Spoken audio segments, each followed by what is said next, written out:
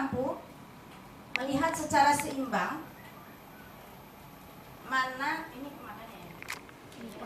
belum mampu melihat secara seimbang mana kepentingan yang lebih berdampak besar terhadap masyarakat banyak saat ini dan ke depan. Jadi sehingga tidak segera diputuskan.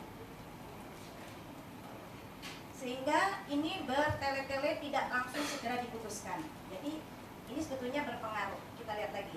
Yang kedua adalah bagi Jawa Barat. Ya. Nah, yang bagi Jawa Barat itu sekarang itu sebetulnya tidak memiliki pelabuhan untuk kebutuhan ekspor impor meskipun 50% industri nasional berada di Jawa Barat. Pengiriman barang semua melalui Tanjung Priok yang sudah overload. Nah itu sampai sekarang meskipun kali baru dibuat tapi masih sampai sekarang belum tahu kapan ini bisa terselesaikan sehingga udah ada yang relokasi dan sebagainya. Kemudian dengan mulainya industri, nah sekarang industri itu banyak yang relokasi ke lokasi Jabar Timur atau Jabar Utara lah ya, seperti Majalengka, jadi industri tekstil akibat tingginya UMK di wilayah Jabodetabek. Karena pelabuhan Simalama itu baru jadi juga operasionalnya 2023, tapi ini kita masalah pelabuhan itu udah urgent sekali gitu ya. Kalau hanya berharap dari Tanjung Priok, maka kenapa enggak di samping industri yang ada di Kabupaten Cirebon, maka Jabar dalam waktu dekat bisa aja membutuhkan pengembangan pelabuhan Cirebon bagi industrinya. Keuntungannya pelabuhan Cirebon adalah sudah ada jalur kereta api dan akan dibangunnya Bandara Internasional Kertajati. Jadi menurut saya itu bisa mengurangi juga kepadatan yang ada di Tanjung Priok.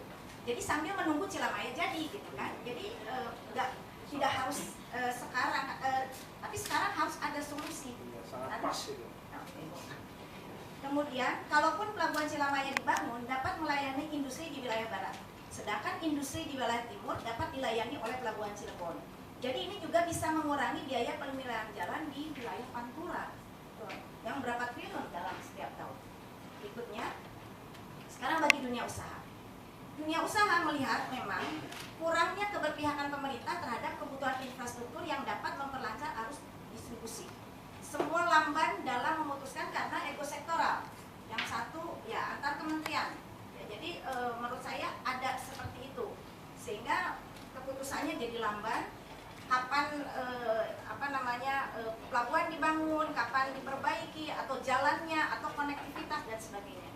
Kemudian menganggap tidak adanya. Jadi dunia usaha, kebetulan saya juga di Kadin Indonesia. Jadi menganggap tidak adanya solusi yang ditawarkan pemerintah dengan kondisi infrastruktur yang ada dan menimbulkan kemacetan, antrian serta mendorong peningkatan biaya logistik yang terus-menerus. Sehingga berinisiatif untuk membangun pelabuhan untuk melayani industri. Jadi ketika pemerintahan Jepang menginginkan membangun pelabuhan di sana karena mereka merasa tidak ada solusi yang ditawarkan oleh pemerintah sampai saat ini, sehingga mereka sendiri yang kayaknya nih memang idealnya di mana ada industri di sana ada pelabuhan, gitu kan? Idealnya seperti itu. Nah ini mereka memang tanpa mereka berpikir mereka dengan kajian lebih dalam mereka mengatakan kayaknya kita perlu pelabuhan di sini. Nah, jadi mereka sebetulnya yang berinisiatif juga. Nah, dari dunia usaha itu memikirkan keberlanjutan usaha itu sudah pasti, gitu. Dan itu kita nggak bisa menyalahkan. Dan yang terakhir saya melihat lagi atau dari sisi investor. Kalau kondisi ini terus berjalan, jadi karena ketidakkonsistenan atau misalnya awalnya udah janji oke, ternyata tapi terus mundur dan sebagainya. Nah ini image yang jelek bagi investor karena tidak satu suaranya pemerintah dalam mengambil keputusan atau menetapkan kebijakan. Karena kan jadi diundur-undur kan dari tahun sekian nggak jadi, oke kaji ulang lagi misalnya seperti itu. Kemudian meskipun investor menerima bahwa akan dilakukan kajian ulang tentang pelabuhan Cilamaya, tapi mereka akan berpandangan adanya inkonsistensi kebijakan dan ketidakharmonisan antar instansi bila akan melakukan investasi di Indonesia. Nah ini akan jangka panjang mereka akan mikir kok gampang banget ya, ada yang udah lebih dulu ternyata bisa berubah karena ada yang baru datang. Oleh karena itu, kesimpulannya memang adanya perbedaan pandangan tentang keberadaan pelabuhan Cilamaya.